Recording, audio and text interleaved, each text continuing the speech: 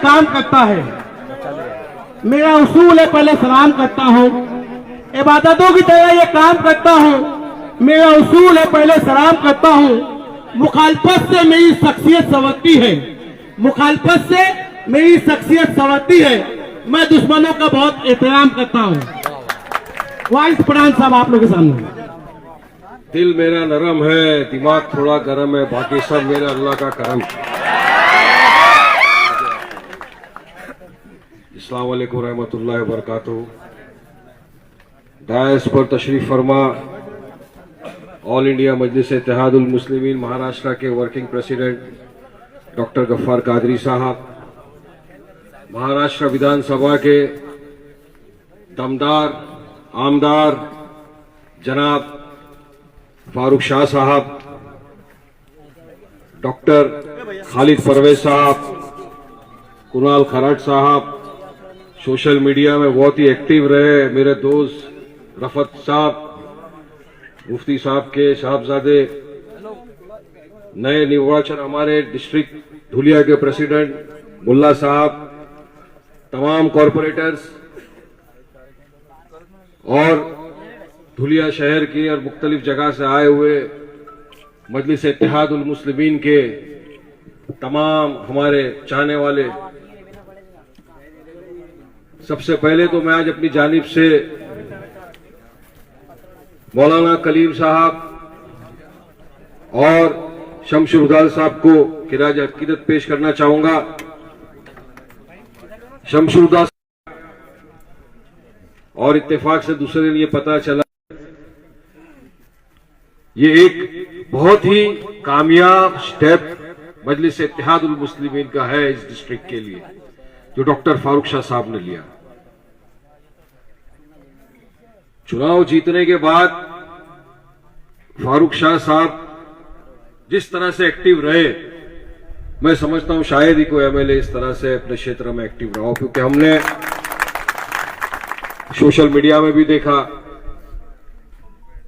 पर हुआ ये कि कोविड आ गया, लॉकडाउन लग गए, उस दरमियान में भी अपने लोगों के बीच में रहकर जो उन्होंने काम किया वो बेहद तारीफ काबिल। देखिए, जीतते तो हर इंसान है, मगर आने के बाद काम करना भी बहुत जरूरी है। ये जमात की एक खुसूसी चीज है कि जो हम चुनाव के पहला बोलते हैं कि अगर आपने हमको हमारी आपकी मोहब्बत से नवाजा, आपने अगर हमको अपनी दुआओं से नवाजा, तो इंशाअल्लाह ताला हम अपना वादा पूरा करेंगे और जो जो काम हम आपके सामने लेकर आएंगे वो करेंगे आपका।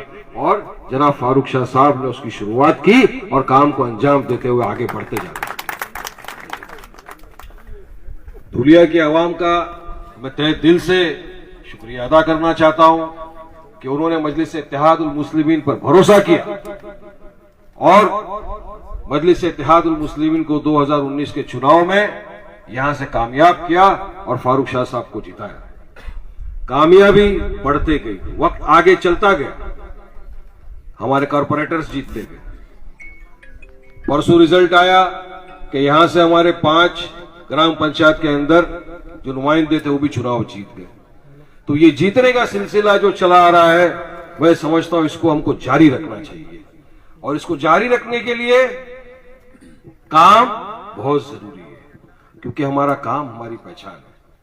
आज हम जो सब ये इकट्ठा हुए, जमा हुए, एक ही मकसद है कि किसी ना किसी तरह हम हमारे कायद जनाब बैरिस्टर असदुद्दीन ओवैसी साहब की ताकत को मजबूत करें, मजलिस को मजबूत करें और जो लोगों को इतने बरसों से एक तलाश थी कि हमारे पास भी हमारी कोई एक जमात हो जिनको हम अपना कह सके, जो हमारे लिए खड़े हो, जो हमारा काम करे, वो एक सपना हमको पूरा करना। आज मजलिस इत्तेहादुल मुस्लिमीन में देखिए तो आप 2 हमारे खासदार बैरिस्टर असदुद्दीन ओवैसी साहब हैं, औरंगाबाद से इम्तियाज जलील साहब हैं। हमारे पास 14 कॉरपोरेटर्स हैं, हैदराबाद में है, महाराष्ट्र में है, और आपकी दुआओं से अल्लाह सुब्हानहू तआला ने हमको बिहार में भी कामयाबी अता फरमाई, जहां से हमारे 5 एमएलए चुनकर आए। तो कहीं ना कहीं आज लोगों को ये लग रहा है कि हमको एक जो चीज की तलाश वो तलाश पूरे देश में आप देखिए, सब लोग जहां कहीं भी, अभी पिछले दिनों में मैं गुजरात में था, हम बड़ौदा गए, सूरत गए, भरूच गए, अहमदाबाद गए, गुजरात के मुख्तलिफ इलाकों में गए, लोगों से मिले, जवाबदारों से मिले, उलमा इकराम से मिले, जर्नलिस्ट से मिले। हर तरफ एक ही था कि नहीं, अब असद साहब को गुजरात में आना चाहिए, चुनाव लड़ना चाहिए। और इंशाअल्लाह हम यकीन दिलाते हैं वारिस भाई कि आप जाइए, असद साहब को बोलिए कि गुजरात की आवाम मजलिस इत्तेहादुल मुस्लिमीन को भारी अक्सर के साथ कामयाबी अता करे। ये एक गुजरात का ही नहीं, मैं आपको यूपी का बताऊं, वेस्ट बंगाल का बताऊं, क्योंकि मजलिस इत्तेहादुल मुस्लिमीन, हमारे जैसे सदर साहब ने कहा कि हम अब पूरे देश में चुनाव लड़ेंगे।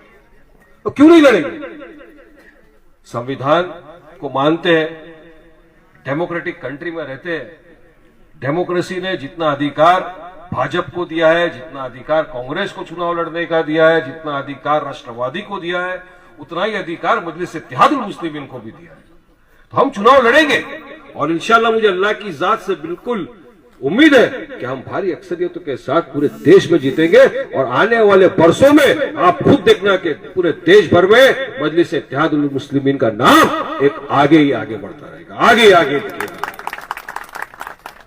आपने तो एक एग्जाम्पल सेट कर दिया 2019 में, वो दिलेरी दिखाई, वो जाबाजी दिखाई, दुआओं से नवाजा, और यहां से एक जाबाज सिपाही को महाराष्ट्र की असेंबली में चुनकर भेजा, जो आपकी बेबाक आवाज बना हुआ है, वहां काम कर रहे हैं आपके लिए। इसी तरह से पूरे देश में काम।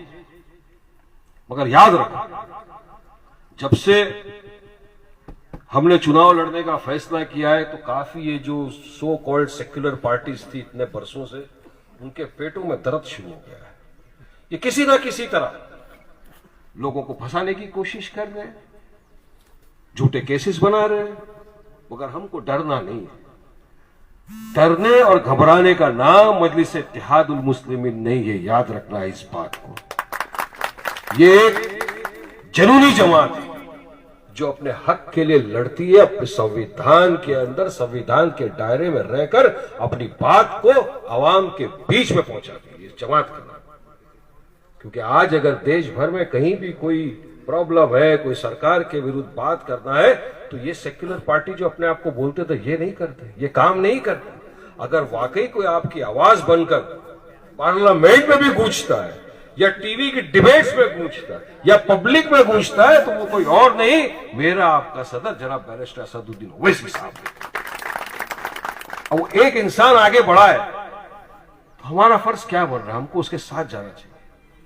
70 वर्षों में तो हमने देख लिया कि किस तरह से हमारी हालत हो गई।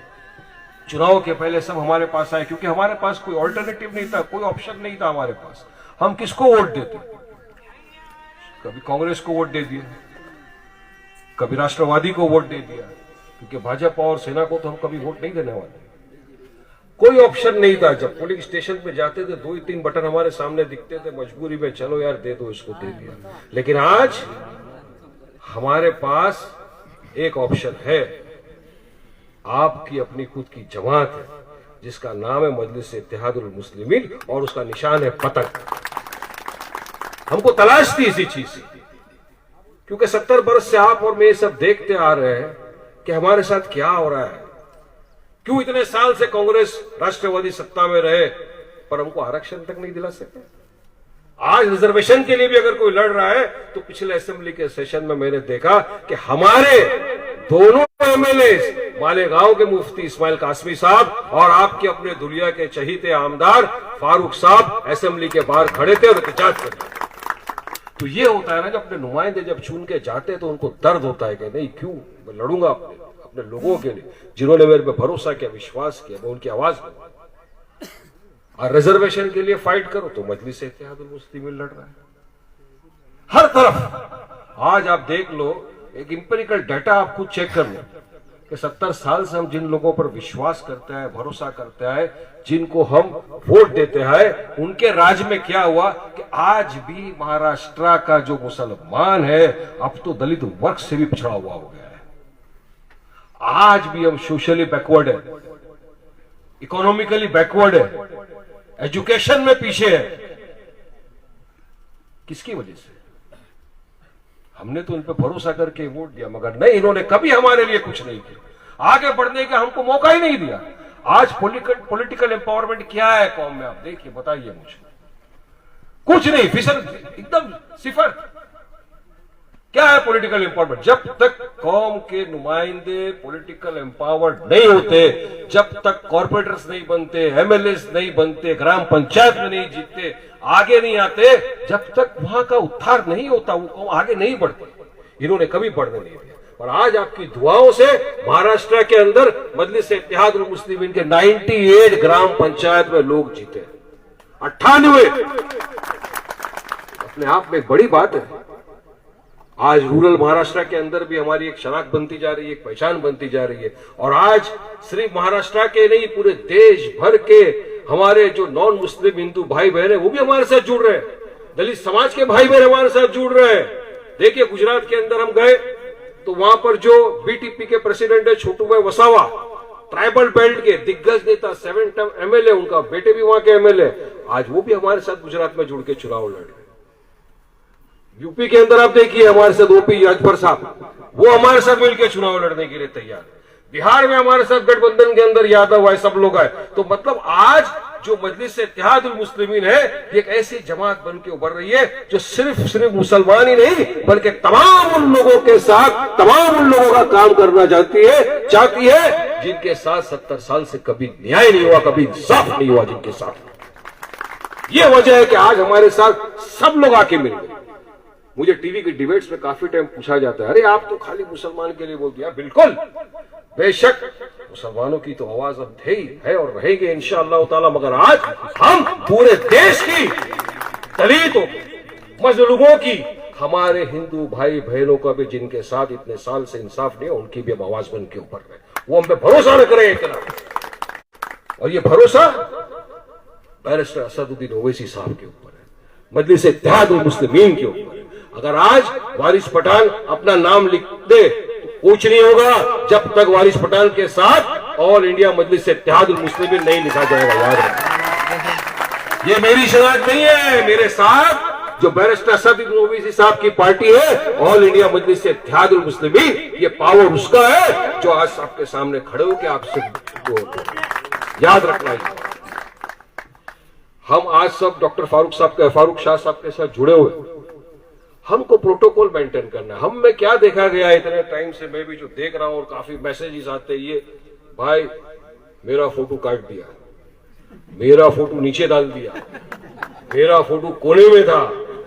अरे फोटो का क्या करना है? फोटो तो कितने पड़े रहते रास्ते में चिपके हुए हैं। फोटो से क्या काम चलता है? मैं तो बोलता हूं मेरा फोटो डालो ही मत। अल्लाह जिसको इज्जत देना चाहता है उसकी, इंसान की क्या औकात की मुझे इज्जत है? मेरे फोटो डालने से क्या मेरी इज्जत बढ़ जाएगी, या मेरे फोटो नहीं डालने से क्या मेरी इज्जत घट जाएगी? नहीं, वो तो इज्जु मन तशा, वो तो जिल्लु मन तशा। याद रखना इस बात। इज्जत का देने वाला अल्लाह है, इज्जत का नहीं देने वाला अल्लाह है, मगर प्रोटोकॉल हमको मेंटेन करना है। आज फारूक शाह साहब आपके आमदार है, आपकी आवाज, आपके लीडर है, उनकी बात मानना हम सबका फर्ज बनता है। सब, और हम सबको जो आदेश ऊपर से आता है बैरिस्टर असदुद्दीन ओवैसी साहब के यहां से, हम सबको मानना है और प्रोटोकॉल के दायरे में रहकर अपना काम करना है। क्योंकि चाहे मैं हूं या डॉक्टर गफ्फार कादरी साहब हो या फारूक साहब हो या कोई भी, हम सब आखिर में तो मजलिस इत्तेहादुल मुस्लिमीन के कार्यकर्ता ही है ना। हम तो काम करने आए हैं लोगों का, और लोगों का काम करने वाले कोई कार्यकर्ता बोलते हैं। एक जमात का एक नेता हो, अगर सब नेता बनने लग जाएंगे तो क्या होगा? क्रिकेट की टीम में कैप्टन एक ही होता है ना, जो टॉस उड़ा के आता है, बाकी प्लेयर पीछे भी अच्छे होते हैं। तो इसका मतलब ये नहीं कि कम ज्यादा, मगर नहीं, याद रखना एक बात, एक लीडर है अपना जिसका नाम है बैरिस्टर असदुद्दीन ओवैसी साहब और अकबरुद्दीन ओवैसी साहब, और हमको उनकी लीडरशिप के अंडर में रहकर काम करना। देखिए, हमारा कार्यकर्ता बेड़ा हुआ है, हम अब साहब मिल के बैठे, इसलिए मुझे अपनी पार्टी के प्रोटोकॉल बताने की जरूरत पड़ रही, वरना आप बोलोगे मैं मेरी स्पीच से क्यों हट गया। स्पीच में बहुत भी दे सकता हूं, और ऐसी स्पीच दे सकता हूं कि टीवी पे शाम को आ जाएगा, लेकिन नहीं बोलेगा। फिलहाल कार्यकारी मेड़ा हुआ है, इसलिए थोड़ा सा आपस की बात है, घर में रह के बात हो जाती है। घर की बात घर में अच्छी बात है। बाद में बहुत वक्त मिलेगा, अभी तो बहुत चुनाव आने वाले आपके बीच में आएंगे फिर। तो आज मैं कुछ अपनी बात रखना चाह रहा था आपके सामने कि आज फारूक शाह साहब को आपने जिताया, बहुत खुशी की बात है।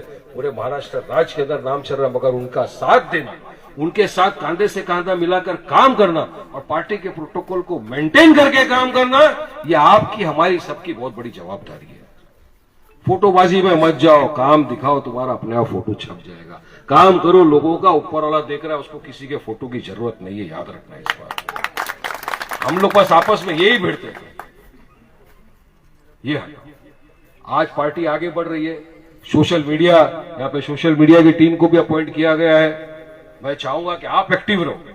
जो काम हो रहा है दुनिया शहर में, महाराष्ट्र शहर में, उसको अपने मोबाइल्स के जरिए तमाम मुख्तलिफ लोगों तक पहुंचाओ।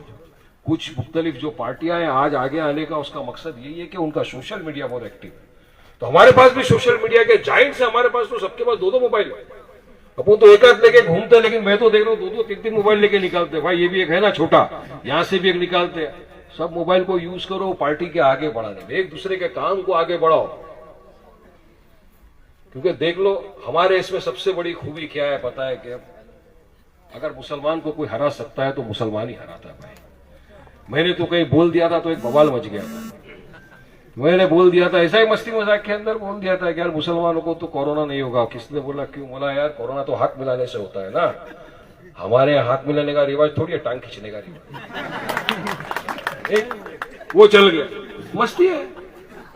मगर मैं जानता हूं कि हम सब मिलकर एक दूसरे के कांधे से कांधा मिलाकर अगर काम करेंगे तो हम अपनी पार्टी को एक बहुत बुलंदी पर लेकर चले जाएंगे। और आप पे हम पे ज्यादा जवाबदारी है, क्योंकि हम महाराष्ट्र में, आप धुलिया में हो। डॉक्टर साहब मालेगांव से, मैं मुंबई से हूँ, कादरी से डॉक्टर गफ्फार कादरी साहब औरंगाबाद से। हम सब महाराष्ट्र के लोग यहाँ मिलकर बैठे, हमको भी दिखाना है महाराष्ट्र के अंदर। आज हमारे पास 2 एमएलए, कल अगर हम इसी तरह मेहनत किए आगे बढ़े तो इंशाल्लाह हमारे एमएलए बढ़ सकते हैं। आज ग्राम पंचायत में हमारी एक पकड़ आ गई, आज समझ लो हमारे पास कॉर्पोरेशन बढ़ जाते हैं। और जब महाराष्ट्र के अंदर अगर मजलिस के ज्यादा एमएलए कॉर्पोरेटर्स बढ़ते तो एक आवाज बुलंद होती है, जिसका इफेक्ट पूरे देश में पड़ता है। और पूरे देश में अगर हम सबको ऐसा है कि मजलिस इत्तेहादुल मुस्लिमीन को हमको आगे बढ़ाना है, तो हमको याद रखो मेरे भाइयों, इकट्ठा होकर, एक होकर, बिना ईगो रखे पार्टी के प्रोटोकॉल को फॉलो करके काम करना पड़ेगा। मजलिस जानी जाती है अपने काम से, जिसका हमारा तो स्लोगन ही है, our work is our identity. तो मैं फिलहाल आपसे सिर्फ इतनी बात रखना चाहूंगा, ज्यादा वक्त नहीं है मेरे पास, क्योंकि मुझे आने में देर हो गई, काफी ट्रैफिक था। मेरे पीछे भी कुछ लोग बोलना चाहेंगे। आज इतना ही, क्योंकि चुनावी सभा नहीं है, एक कार्यकारी मेला हुआ है। तो हमारी जो यूथ टीम है उससे भी मैं रिक्वेस्ट करूंगा कि आप भी एक्टिव हो जाइए, काम करिए लोगों का। आज जिनको नए नए चुना गया है, सबको हार फूल पिना दिए। मैं चाहता हूं कि आप ऐसा काम करो कि आपके ऊपर फूलों की बरसात हो। आपको चुना है, डिस्ट्रिक्ट के सदर को चुना है, अब आप पे भी जवाबदारी है कि आप फारूक शाह साहब के साथ मिलकर किस काम करिए, पूरे डिस्ट्रिक्ट के अंदर नाम रोशन करिए अपनी पार्टी का और आगे बढ़ाइए पार्टी को। जो जो सजेशन से आपको लगता है, तो हमेशा असद साहब, अकबर साहब तो दारुसलाम में बैठते हैं ना, हमेशा ऐसा कुछ लगता है हम जाके मिल सकते हैं, उनके सामने अपनी बात रख सकते हैं। डॉक्टर गफ्फार कादरी साहब महाराष्ट्र के वर्किंग प्रेसिडेंट है माशाअल्लाह। कितने दिनों से मैं देख रहा हूं कि ये भी मुख्तलिफ जगहों पे जा रहे हैं, सब तरफ लोगों से मिल रहे हैं, महाराष्ट्र के विभिन्न इलाकों में जा जाके लोगों को जोड़ने का काम कर रहे हैं। अच्छा काम है, जोड़ रहे हैं सबको, लोग मिलते जा रहे हैं, जुड़ रहे हैं। और डॉक्टर साहब का बोलना है कि वारिस में वाकई में महाराष्ट्र की आवाम में एक जोश जज्बा है जमात के लिए। एक लाइन दिखाओ किस तरह आगे बढ़े, बस वो लोग काम करने के लिए तैयार है। और इंशाल्लाह मुझे यकीन है डॉक्टर साहब की आपकी मेहनत रंग लाएगी और लोग वाकई में महाराष्ट्र के अंदर नहीं, पूरे देश के अंदर मजलिस इत्तेहादुल मुस्लिमीन का साथ देंगे। और हम और आप सब मिलके बैरिस्टर असदुद्दीन ओवैसी साहब की ताकत को मजबूत करेंगे इंशाल्लाह। तो आज मैं फारूक साहब इतना ही कुछ बोलता हूं, बाकी डॉक्टर साहब को बोलने देंगे, इंशाल्लाह फिर कभी आऊंगा।